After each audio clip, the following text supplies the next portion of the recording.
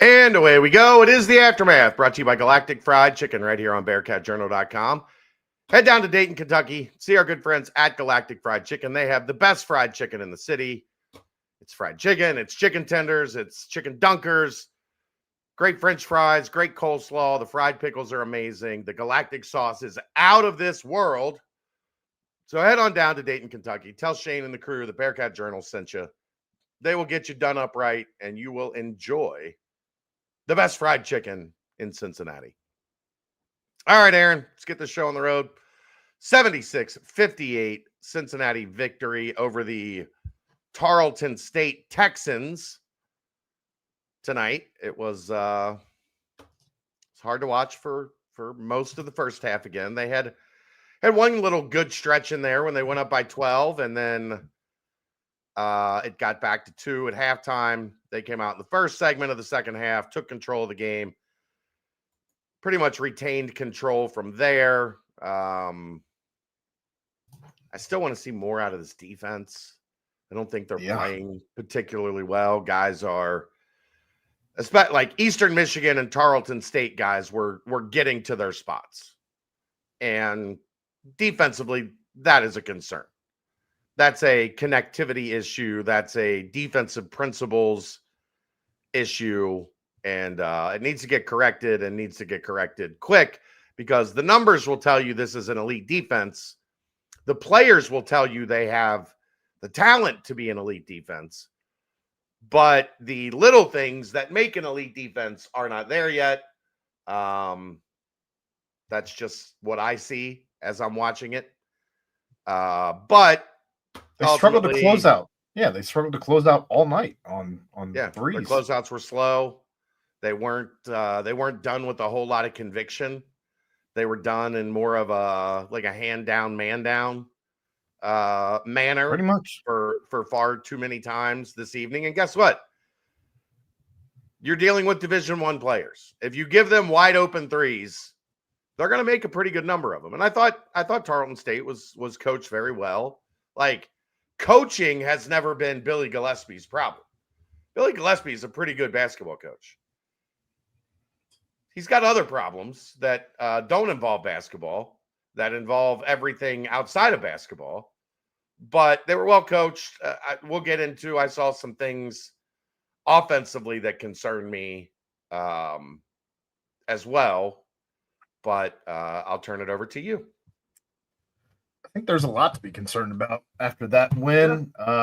First off, the way that you came out in the first half in general, just looking not as into the game as you probably needed to be after the loss against Eastern Michigan. To take a 2-point lead into the half was disappointing. You would expect them to come out with their hair on fire, and that was not the case. I was certainly concerned there. I will just say, I thought the start to the half was fine. Like, I thought they came out with looking the way that I expected them to look. And then they got up 12 and they took their foot off the gas. And next thing you know, it's 2 at halftime. They're up 12 with like 8 minutes left. And Tarleton outscores them by 10 in the final 8 minutes. So, yeah, I guess it's better than what we saw last week when they never actually really turned it on. It's better than that, but it's still, there's not a consistent 40-minute effort happening, and that is absolutely troublesome. Agree completely. Other concerns I had, 21 turnovers in this game. That's sloppy. That's very, very sloppy. 20 minutes for Shanabayev, including maybe the worst inbound I've seen in a long, long time at the end of the first half. Reminded me a little bit of the Jaron Cumberland 5 seconds left, 3/4 court heave. For those of you who remember that one. Also concerned with anything that Mustafa Cham did tonight. He was just a tree down low. He did have 4 blocks, so I guess there's that. But that was more than he had rebounds and points combined. And I think that's concerning. I understand that you had Baba Miller back, who again puts up another double-double, but just because he's back doesn't mean you don't have to rebound if you're 7-2 and in the lane. Yeah. 3 rebounds, no points, 1 field goal attempt on the whole night. Terry Nelson pointed it out during the broadcast. When he was down low, he's not down low in a post position. He's not down low with a hand up asking for the ball. He's not asking for the ball in general. I don't know where the disconnect is right now when he's in the game. Yeah, I mean, a lot of it is what we've talked about, and this is not something he's done before. He is still getting comfortable with it. But, Aaron, what did we talk about last night on the BBP? You're more than you're a quarter of the way into the season. You have hit the quarter pole, and he's not looking better. Like, we're not seeing, okay, this is where we started. This is where we're going. It's like, we've seen a couple times where he's looked better, and we've seen a couple times where, like this, you're like, what is he giving you when he's out there? And that's a problem. There's really not, but before you get into conference play, there's really not many bye games left to try and sharpen this. No. You have Xavier on Friday. That's not a bye. That's going to be a war. You have Georgia after that. Then you have Alabama State. There's one that you can potentially try to work on that. Then you have Clemson, and then you host Lipscomb to finish out your non-con before Houston right after that. So I don't know. I don't know what the thought process is or what we're doing, but I don't see it getting any better. And like I said, it's just another concern. It's another red flag I have right now with this offense, with the production of this team, because I think if you can get him, we've seen games where maybe 2-3 at this point total that he's given you good production down low offensively, but I think you need to see more than that, because this was supposed to be a big upgrade. You're muted. I think that this was supposed to be a big upgrade on what Aziz gave you last year, and right now, I don't know that. I think people overestimated the fact that he was a low post scorer. He wasn't. He's learning how to do that. Learning is not always linear, but it is fair to be concerned that we're 8 games in, and he just had a game against the low major with no points and 3 rebounds. Like, I think all those things can be true at the same time. Like, he's not all of a sudden, when he's never really played back to the basket, he's been set ball screens, hang out in the dunker spot and wait for lobs. Like, he's been used similar to how Aziz was used last year. Mm-hmm. And they're asking him to be a lot more than that. He has also got to accelerate that learning curve because, winter's coming, if you will. He's also more skilled and more athletic than Aziz was. So I think it's a fair criticism right now. I don't know more athletic. But Aziz was pretty damn athletic. He was hindered by injuries a little bit in those last 2 seasons there, but with the back Aziz stuff, was pretty athletic. Like, the way he got up and down the floor and played above the rim on lobs, like Aziz, and block shots, like Aziz was athletic. He's not being asked to shoot threes here. I'm not trying to knock Aziz. Aziz. I'm just saying. I think there's similar athleticism, but Cham is more offensively gifted than Aziz. Yes. So you need to see more of that. Yes. I thought it was interesting that Keyshawn Tillery only playing 3-4 minutes. He's recorded 4 minutes here. He was asked about 3 by Keegan. But interesting that was a coach's decision. We saw nothing from Jordy tonight. 1 minute in garbage time at the end there. Also a bit concerning to me. So I don't know. Again, plenty of red flags as you're coming into a little bit harder games over the course of the next 5-6 games, and then you're in conference play. Look, you can be concerned. Like, you know what you're not going to see a lot of? You're not going to see a lot of Keyshawn Tillery and Jordy Rodriguez against Xavier, Georgia, Clemson, and most of the Big 12. No, but you should be seeing them against Tarleton State, I guess, is what I'm getting at, because you should have a comfortable lead more than 2 at halftime. Sure, they didn't play well. So those guys' minutes get cut. So now I'm left with 2 hands full of plenty of red flags, waving them around. Okay, you act like that's something we knew. This team's playing like crap, especially offensively. You wanted to know what my thoughts were. That's my thoughts. I know. I'm like, we know these things. These are things we've established over now 8 of these shows. I have a hard time acting surprised by them now, because this is what they have shown us to be. Like, it's hard to get your guys that you need to get, experience for, when the guys that are supposed to be taking care of business aren't holding up their end of the bargain to make that an easier proposition for Wes. I guess I'm also, we had Coach talked about it in the post-game presser. Baba was not 100%. He was playing because he wanted to play, even though the staff said that he should be sitting out, I guess. But that all said, if he isn't playing in tonight's game, do you win? Maybe not. I mean, we found out the other night, without him, they can lose to anybody. I understand. And again, that's where I'm just – I will say it was good to see Kirk Risa get his shooting on track. That's the first game that he's lit it up. Day-Day continues to do Day-Day things, and his shot selection has been magnificent. But there's far more concerns right now than feel-goods on this team. Sure. I agree. There's not a whole lot to feel real good about right now. The offense is not good. They just had a game against a team that does not pressure, where they turned it over 21 times. Yeah. Like, and not like, okay, they had a bad stretch or whatever. They turned it over 12 times in the first half, 9 times in the second half.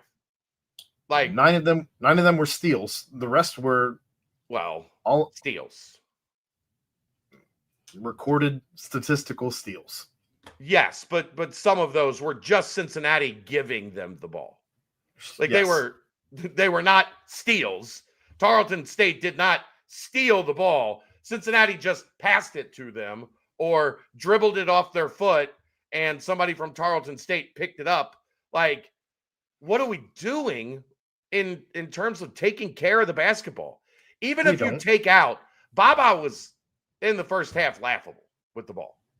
7 turnovers in this game for Baba. The one of the first ones, he gets it off one pass, strong side, defense set, and just tries to drive it from the wing with the box loaded, and everybody's standing there waiting for him. And the guard didn't even really have to dig down all that much. He just reached his hand out as Baba drove by and took it from him. Like, you can't think that that's when you drive the basketball. When the defense is standing, everybody's in position. Like, if you were to start a drill in practice, you start a drill and the point guard passes it to somebody on the wing, and that's how the drill starts. He just caught it off one pass and was like, I'm going to the rim. Ah! Like, what? Why? Why? I don't understand why. Guys, no, Day-Day does not have to sit. He wasn't targeting. Right. You're thinking of if there was a fight or something crazy, yes. But for trash talking, no, it's not targeting in football. That's the targeting rule. And if you get ejected for trash talking somebody in football, you don't have to sit the first half of the next game. You have to sit the first half of the next game if you get a targeting penalty in the second half of a game. If you get it in the first half of the game, you don't have to sit any of the next game because you already sat out that half. Right. He got tossed for trash talking. I don't know. I don't know what Tony Padilla was trying to prove. I guess the two guys got warned at the free throw line. Because Day, that was like he didn't get the call once or twice on trying to get somebody up in the air and draw the foul. And then he got it the last time to go to the line. And they were jawing back and forth the whole time. I guess he told them to shut up. They didn't shut up. And then they both got tossed. The official it might have even been, honestly, like we didn't get a great explanation. It might have been both guys got 2 technicals and got tossed because he said something and then he came back and he did it again. But if they're offsetting, then there's no free throws, nothing changes. So they probably got 2 technicals each to get tossed. But yeah. So he doesn't have to sit. I thought somebody on the baseline said something at first. I couldn't. They couldn't really tell. They didn't go back and do a replay or anything, even though. Terry Nelson. There was no clarity on anything. Like it didn't even go down in the scorebook as technicals called. And say he just he did something. It looked like he called a technical and then another technical, and then he gave it I think he just wanted to do the maybe toss somebody thing. Yeah, Big Slime getting a tech on the end of the benches. He's in the stat book. Yeah. Was that him? That's what happened? Earlier, yeah. Yeah, okay. We didn't have the benefit of TV to know exactly what that was. He's not in the stat book. That was a bench technical. Gotcha. So they wouldn't have credited to him personally. It was him. I was right there. Okay. I'm just, you can't really be any farther away from what's happening on the bench than where we sit. It would have been great if they would have put the media thing right there by the home bench, but we're all the way at the very end of the opposing bench. So seeing what happens all the way down there, not exactly easy. Do we talk about what everybody's here for? I imagine it's the topic of the day. It's all over Twitter right now. All over Twitter. So I've known about this for a little while. It's what I was talking about a couple weeks back at the end of, I think it was the BCJ pod. I said, if there's some news that comes out that everybody freaks out about, just take a deep breath and carry on. Jizzle James was at the game tonight. He has been back in Cincinnati for a couple weeks. He was at the Lucas facility throughout the summer, through the fall. He's been back in Cincinnati for a couple weeks since he got out of the rehab facility.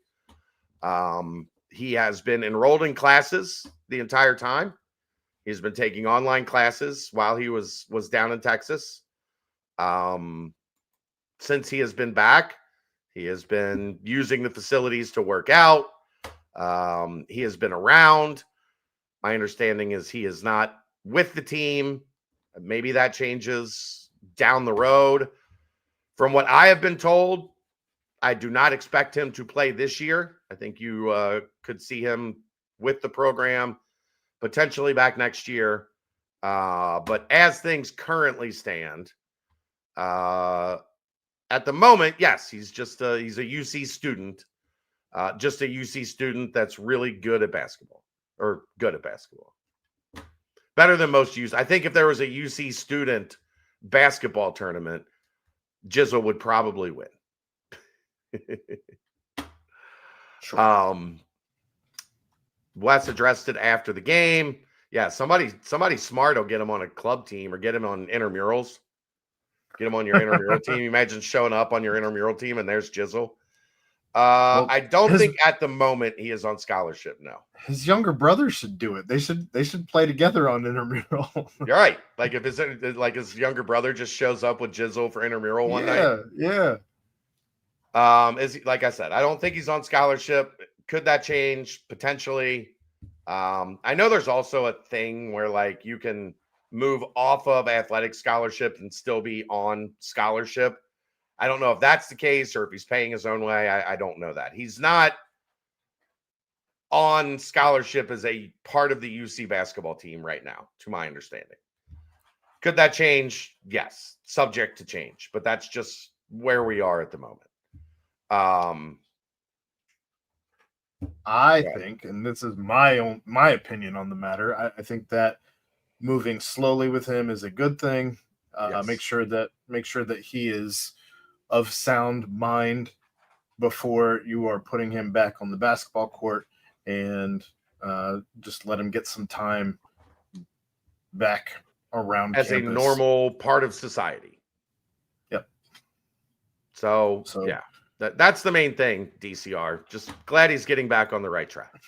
Yeah, we're all rooting for him. We've always been rooting for him. It's just things went off the rails a little bit. A little bit. A lot of it. Subjective. I don't know what rails. Never mind. I'm gonna shut up now before I get myself in trouble. Texas. He's been in Texas up until the last couple weeks. To my knowledge, he's been back for 2.5 weeks or so. He's been back in town. So yeah, that is what I know on the subject. I'd love to see a path for him to maybe, as the season continues and we get into the second semester, where you could maybe bring him back around the program, and let him, maybe be on the scout team. Let him, be around, but not be somebody that's going to be available to play. How was my combo with him at the game? That was going to be my next question anyway. Very brief. I didn't have like a chat with him. It was more, "What's up, man? Good to see you. How you feeling? Things good?" It was cordial. I mean, if it was anything long, it would obviously be off the record, but it was just saying hi, like just pleasantries. I haven't seen him in a long time. I haven't seen him since July, probably. So, it wasn't anything detailed. Next preview on this show? No, that'll be Wednesday night with Dave. I'm sure Dave's going to be thrilled to hear that news. But yeah, so it's good to see him. It's good to see him appear to be in good spirits, good health. Everything I've heard over the past couple weeks has been very positive. Obviously, they're keeping a very close eye on the situation. They're doing everything they can to help him and get him right. Dan Simon, Dan Simon's too big for the crosstown shootout right now. Yeah, he's still recovering from the Players Era tournament. I voiced my concerns. What concerns do you have right now? As if there's any more than I already voiced, before we get into player breakdown, I think there's still more. I think there was a lot. Game. There was a lot more ball movement, player movement offensively in stretches tonight. At times, does it feel like this team's almost too unselfish? Like nobody's. No. I guess it almost feels like they make an extra pass sometimes, one too many. Like when you're on a fast break and it's Baba and Cham, and you make an extra pass. Well, that was just stupidity. Those two should not have the ball running a two-man game in the open court. Stop, give the ball to a guard, and like reset. Like those two should never be passing back and forth at the head of a fast break ever. Well, I guess I think sometimes too, even with like the no look passes, they're sometimes unnecessary, or even you I don't know, if you're wide open, there are some times where it's okay to shoot the ball instead of making the extra pass. Yeah, that I in terms of like when they're in half court offense, almost always make the extra pass. In transition, the rules are a little different. But you want to get to something that I think that really caught my attention on this game? Sure. Cincinnati had Tarleton State had 19 turnovers, right? Mm-hmm. Cincinnati had 2 fast break points. 19 turnovers, 9 of them steals, 2. They got 2 at the end, Noah. I was just going there. I think you kind of beat me to it, but that's exactly where I was going. 2 fast break points, and they happened at the very end for a team that wants to play fast. And it wasn't because they didn't try. It was because every time they got in one of those situations, they kicked it away, or they like Tyler got up in the air and threw a bad pass. I think was Cham or Abayev, one of them just had it taken from him when they were getting ready to start a fast break. Like, the opportunities were there. They did an absolutely terrible job of capitalizing on any of them for 39 minutes. I think it was in the last minute or two that they got 2 fast. Actually, the fast break points might have been Day-Day's 3 that he got fouled. I think that was in transition, wasn't it? Maybe. He only made 2 of those 3 free throws. So, and I know at one point at the very end, I looked, and they had 0 fast break points. I think that's probably where Noah got that from, because I did the same thing, Noah. I was like, 0 fast break points for a team that really wants to get out and run? Come on. Do they give fast break points for the free throws on something like that? Yeah. Okay. I didn't know if you get fouled on a fast break, what they consider a fast break, and you make the free throws, those are considered fast break points. No, Graybush, he talked about Wednesday that they have found things on offense that they need to fix, or that they want to fix. But when you've got 1 or 2 days between games, you don't have a lot of time to teach. Everything is game plan, getting ready for the next opponent. Now, you could argue they could have just taught instead of getting ready for Eastern Michigan, because it didn't matter anyway. But you don't know that in the moments leading up to the game. So I think that was Wes as a continuation, saying we had Thursday, Friday, Saturday, Sunday before this one. So we've actually had time to work on some of the things that we've seen were a problem on offense.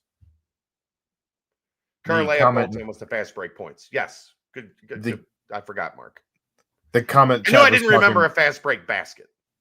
The comment that Chad was talking about, by the way, was, do you think Wes mentioning what they've been working on offensively the last 2 days is a nod to the outside noise getting to him?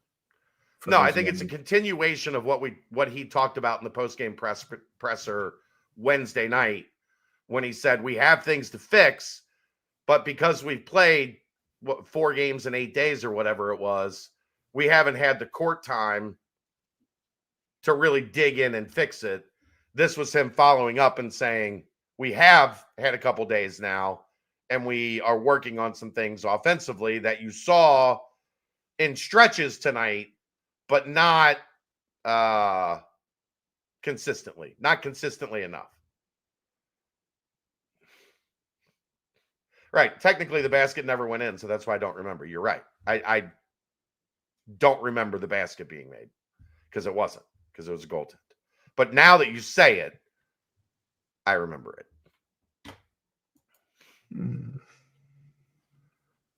It's a lot different than what you used to hear from Mick. I thought Wes's answer about Xavier in the presser was different than what it used to hear from him.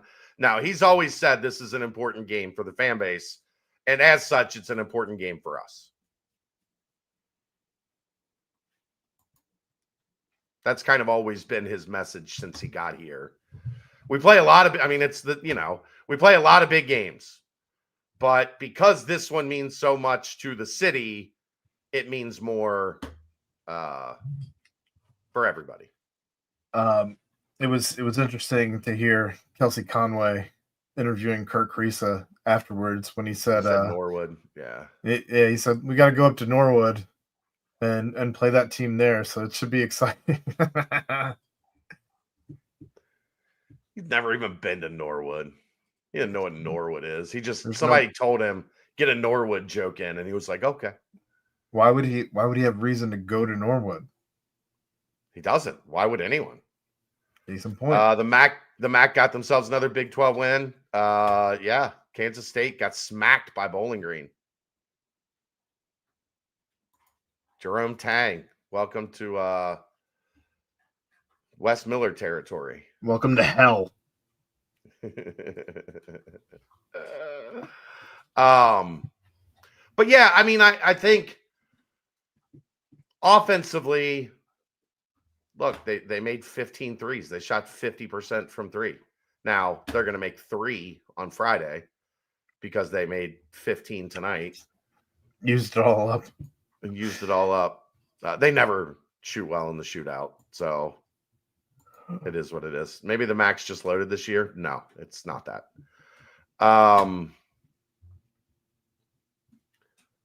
I like how much more effective the passing was throughout the game. You know what I had a problem with offensively, Aaron? It felt like, I don't know if you sense this or not. It felt like Tarleton State almost, especially in the first half, almost knew exactly where every action was going. Like it felt like they were running the plays, but from like a defensive perspective. So like, guy runs baseline, he's coming back around off a couple screens to get up to the top of the key. The Tarleton State guy knew where the screen was coming, how to avoid the screen, how to get over top and around. And Cincinnati would have a hard time making that pass to swing the defense because Tarleton State knew exactly what was coming. Like in their actions, it felt a little disjointed. It felt like Tarleton State was already prepared for a lot of what Cincinnati was trying to run. They also filled the passing lanes fairly well as they were trying to get into action. Kind of what I'm getting to is they were ahead of the play, right? Like the old, remember Tecmo Bowl? I'm gonna make a reference that dates myself. The old Tecmo Bowl, when you picked the play that the other team ran, like you just everything, unless you have Bo Jackson, everything just kind of fell apart. There were a lot of actions that looked like that. The pin downs in the second half were a breath of fresh air. That they were more effective. I think some of it was because Tyler McKinley was on the floor and not Mustafa Cham for a lot of that. He's not a great screener, Cham. McKinley does look more comfortable coming in that backup role than playing the four. He's a center. Like I maybe as he progresses in his career, he's going to be able to play some four. But Tyler, to me, is a center. I think Tyler is a center. Huh? I said, I think Tyler is a center. I think he thinks he wants to be a four, which they all want to be a four. You can make more money if you're not. I mean, he's not 6'11", 7 foot, 7'1". So being an NBA center is not really in the cards for him. To play professionally, especially at the highest level, you're going to have to be a four. So he wants to be a four, but as he's currently playing, I think he's better suited and more comfortable playing the five. I think he can get there, but I don't think he's there yet. Chom came out early to start the game. Thought that was interesting. Yeah. Bo Jackson was the best player I ever saw play against the Bengals. Me too. Bo Jackson was the best player I ever saw play. Besides Randy Moss. Randy Moss, the best player I ever saw play. Barry Sanders. Yeah. Yeah. On some terrible Detroit teams. Anyway, we're way in the weeds. What are we doing? Yeah. Let's go through our breakdown. We'll start off right at the top. Kirk Risa with his best game as a Bearcat, 20 points, 7 of 12 from the field, 6 of 11 from 3. 1 rebound. It was defensive, 3 assists, 1 turnover in a game that had 21, 30 minutes played. He finishes +9. Good for him to see some go through. He mentioned what I have talked about here a lot. He's had a lot of shots go in and out. Like a lot of clean looks from 3. Even tonight. He had 2 more tonight that were in and out. But I think he needed to – I did not see Jim Brown play, Steve. So you might be right about that. I'm too young for that. I like anything that allows me to say I'm too young for whatever the thing is. But yeah, shot it great, shot it confidently, took a bunch of open looks, hit 5 of them. Cincinnati needs him to be a multiple threes a game guy. He needs to be a guy that makes 2.5, 3 threes a game. So it was good to see it tonight. Yeah, definitely. It's a lot more fun watching him make shots, take shots, and make shots than watch him struggle with any and all of that. Moving on, Day, 19 points, 6 of 14 from the field, 5 of 11 from 3, 2 of 3 from the free throw line, all of them right there in that last minute. And then he got booted. 5 defensive rebounds, 6 assists. He's only credited with 3 fouls, but he's also not credited in the stat sheet here with a technical. So, 2 turnovers, 33 minutes played. That's the other thing, Aaron. They never went to the table and said, and he just get out. Rabble rouser. Get out. But yeah. Anything on Day? Played great. I mean, took good shots, took open shots. Anytime you can go 19, 5, and 6. Yeah. You had a pretty good day. Day was really good today. And only 2 turnovers in, again, a game that had 21 of them. We'll move right along. Baba Miller coming back from some PTO, but 13 points, 4 of 6 from the field, 0 for 1 on his only 3, 5 of 7 from the free throw line. He was the only one who gave a damn about getting to that line tonight. 3 offensive, 8 defensive rebounds, giving him 11, 3 assists, 2 fouls, 7 turnovers, 2 blocks, 2 steals, 29 minutes played, +14. He mentioned it in the postgame, playing too fast in the first half. He was excited to get back out there, trying to do too much, trying to come back and, save the day after a bad loss against Eastern Michigan. He doing too much, Aaron. He was doing too much, as the kids would say. He had roughly half of their free throws, though. And if you want to compete with these teams in the rest of your non-con, and especially in the conference games, you have to find a way to get to the line. You can't just heave threes the entire game. Yeah, but I don't think it was a heave 3. There was actually paint touches. It wasn't just a lot of pass around the perimeter and then somebody hot potatoes a 3. They were getting downhill. They were getting in the paint and moving the defense. I don't mind threes of that nature. I get a little tired of the just 2 guys, one guy here, one guy here, one guy in the middle. They kind of do this thing. And then somebody just fires up a 3 because there's nothing else happening. I didn't see as much of that as we've seen. And shockingly, Aaron, when you're moving the ball and moving the defense, you know what happens? You get more open shots, more open, set, rhythm shots, and you make more of those. It's crazy how that happens. I guess just especially from guys like Sean Abayev. You saw some from Day tonight, not a ton. But even Sincere Harris, Buck Harris, who we see get to the rim an awful lot tonight, was not that night for him. Just something of note that we just didn't shoot a lot of free throws today. It's very valid, Aaron, because this has not been a team that shoots free throws well for 5 years. Like, gets to the line. Forget making them. They don't get to the line at a high rate. So relying on that to continue is important for this team because they have been pretty good at it up to this point. What are they?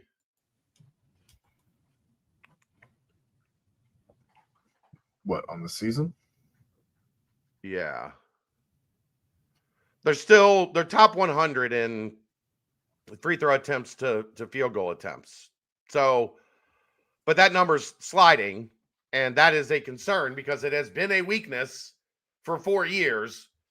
And we were very happy the beginning of the season that they were taking 15, 17, 18 free throws a game. And now we're back to, what was it tonight? 15? 15. And 3 of them were Day in the final minute. So 12. 5 in the first half. Yeah. That's if you're going to be offensively challenged, you damn well better find a way to get to the free throw line and get some points there. Or you end up on Tarleton State 2 points. At halftime. Yeah. Even with shooting the 3-point shot pretty well in that first half. Yeah. All right, we'll keep it moving. Sean Abayev, 10 points, 4 of 10 from the field, 1 of 4 from 3. Hit his only free throw of the night. 5 offensive, 2 defensive rebounds, giving him 7. 2 assists, 2 fouls, 2 turnovers, 2 steals, only 20 minutes played, plus 20.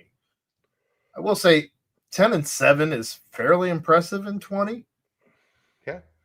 But I didn't feel like he was a little aggressive slow on defense tonight. I think he got taken advantage of a couple times. That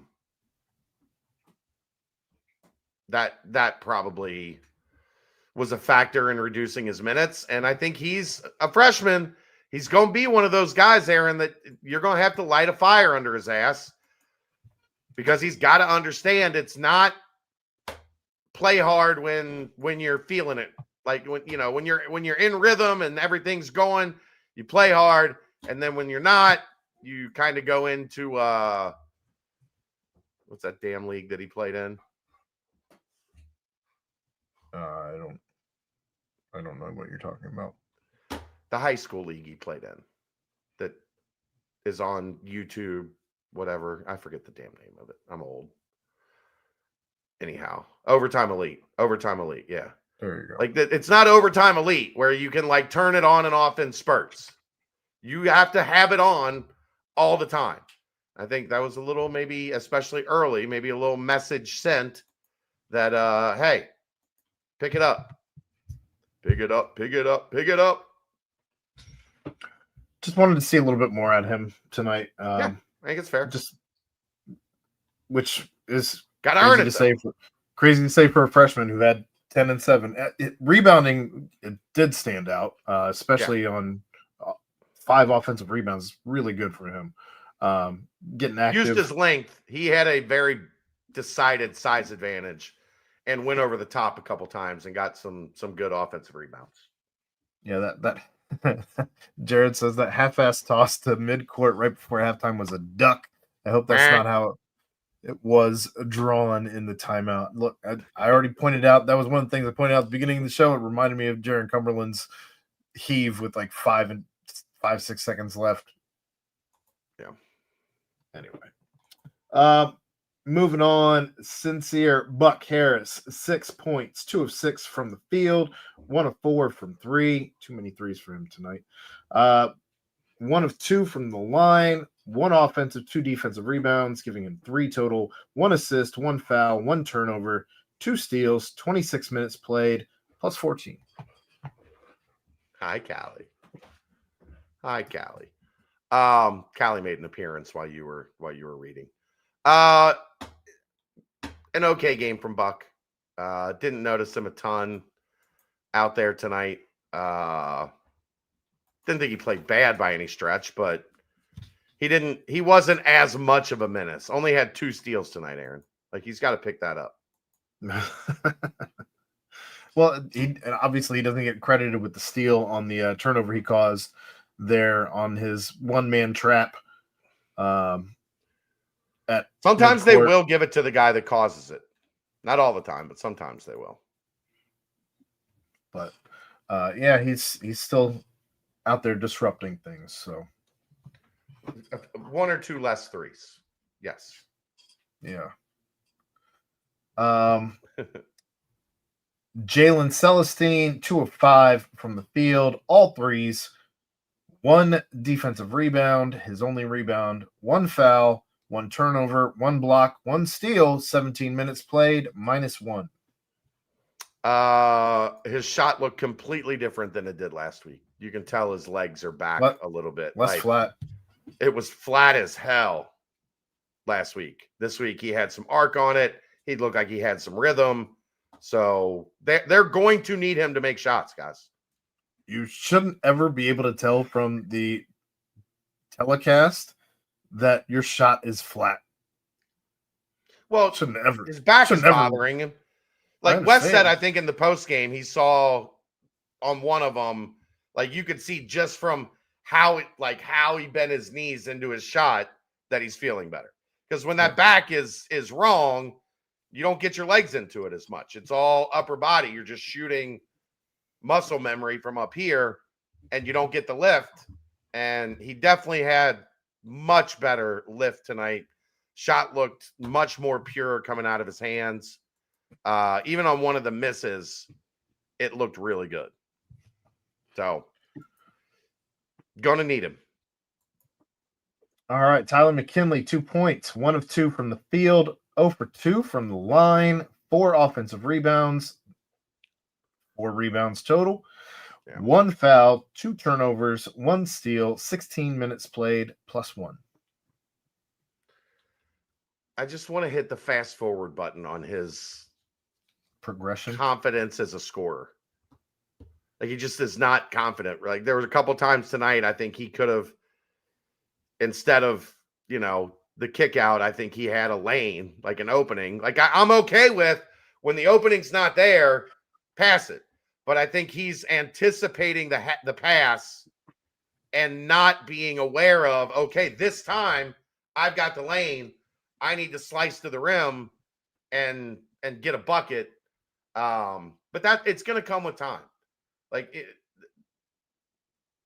that's just how this works. Like, he's not a dominant 5-star scoring machine. So the confidence is going to stack. But right now, he's not overly confident as a scorer offensively. You're right, Jared. That is one of the extra passes that I was talking about earlier. Yeah. Mustafa Cham, no points, missed his only field goal. 3 rebounds. 3 rebounds, all defensive. 4 fouls. 3 turnovers, 4 blocks, a steal, 22 minutes played, +18. +18, shocking. Yeah. There's nothing that shows you more that plus minus in a individual game scenario is kind of silly. More than him being +18 tonight. Like, he was a defensive presence. Yes. But he was a nothing on offense. He did very little on the glass. He did alter some shots, but plus 18 is the result of being on the floor with Kerr and Day while they were making threes. Is his steal where he just took it out of the air, or did they count that as a block? I don't know. It might have been that might have been a steal. I don't know. I don't either. But I did enjoy that play. Yeah, look, he's got to be, if this team is going to do the things that we want them to do, that they want to do, he has to be more of a presence offensively. He cannot put up nothing burgers. Yeah, agreed. And agreed. 3 rebounds for a 7-2 guy is never going to be what you want to see.